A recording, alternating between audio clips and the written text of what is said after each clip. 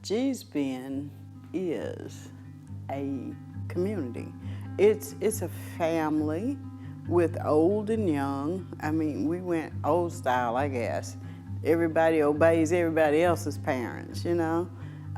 Where a place where if your children run away, we bring them back to you, safe. Best place in the world, if you ask me.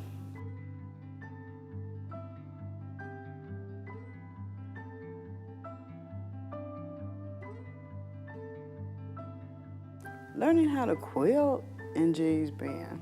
You start off under the quilt, where the women, they pass their needle to you when they need thread in it, and you thread it and stick it back up through the quilt, or you better pat them on the leg in case you get them, because you're gonna get yours when you did get them, you know? We done gave you a paper bag and some pencil to draw on, and you start doing your ABCs, and you're also, like I say, you're learning. But you're not learning because it's not bothering you to learn how to thread a needle. Very easy stuff. And you progress from there to sticking it up through there and putting a knot in the bottom. And then you sit on the ends of the quilts, the places that they didn't want to quilt. And you start putting your stitches in. They tell you no long stitches now, and that's where it starts at. Not very hard. I had to learn this. My mother, she wasn't gonna do it all herself. She was a perfectionist when it came to quilt patterns and quilt pieces and quilting itself. Yeah, she was a perfectionist, so I had to learn. My mother, she had her little clique. They would come together. It was her uncle's wife, her other uncle's wife, and her stepmother.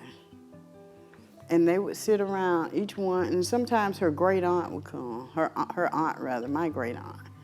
And they would sit around and they could do like a quilt in a day, just sitting there talking and quilting. And the next day they might go to one of the other houses, and they'd do like that until everybody got a quilt quilted, and everybody had turns. But of course, them days they had to have enough sacks to fix the lining and enough lint cotton to do the batting and enough cloth to finish the top, even if it didn't always match, you know. During my mother's time, she said she would sometimes you'd find a little piece of cloth on the side of the road, and they'd pick it up and wash it and put it on a quilt. But, you know, I've never had to do all of that. Because during that time, it was take what you have to make what you need sort of time. The patterns that we used was what they call a pig in the pen, a sweep, a housetop, and a lazy gal. But those are the easiest ones, and you can't get no easier than laying strips side by side and sewing. That's that lazy gal. You can't not get any easier than that. So those were just the easier ones, so I guess that's why they were predominant. During the first part of putting up a quilt, we used to get lint cotton from a gin. Gin was in Alberta, gin house. And what you do, you put the quilt lining down, or old sheet, then you put the lining down. And then you get hunks of that lint cotton, and you get a stick about big as your thumb and about yay long. And you sit there and you whoop that quilt.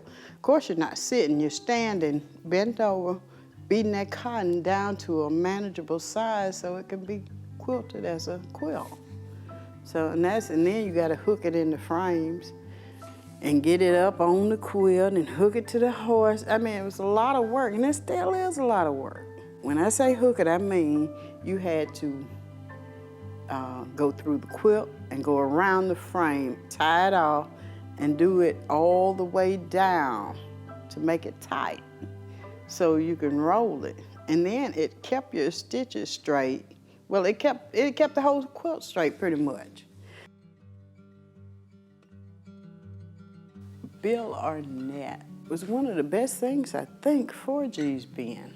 I think all of us thought he was crazy because you get a phone call from a neighbor that's way from you, and hey, this man ain't down here wanting to buy some old quilt. What? Yeah, you can send them around here, send them around here. And then we show him the nice stuff.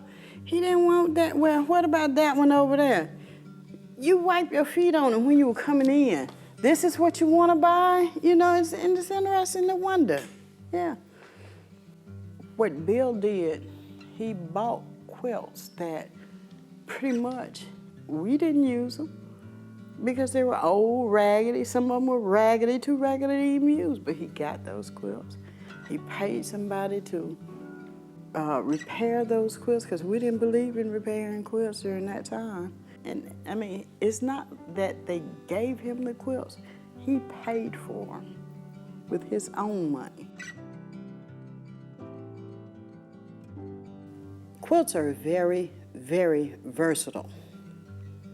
A quilt can be a covering for your bed, put on the wall to stop wind that was coming in the houses during that time, a curtain for your windows. It could be a rug for your floor. It can be a mat for when it rains and you're getting wet out, you know, you wipe your feet on. It can be a baby blanket or a crib for a baby. I mean, a quilt is so very versatile. And it can also be a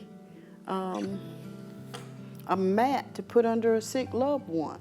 I mean, they're very versatile. So we knew all those uses, but we didn't know they can go in a museum.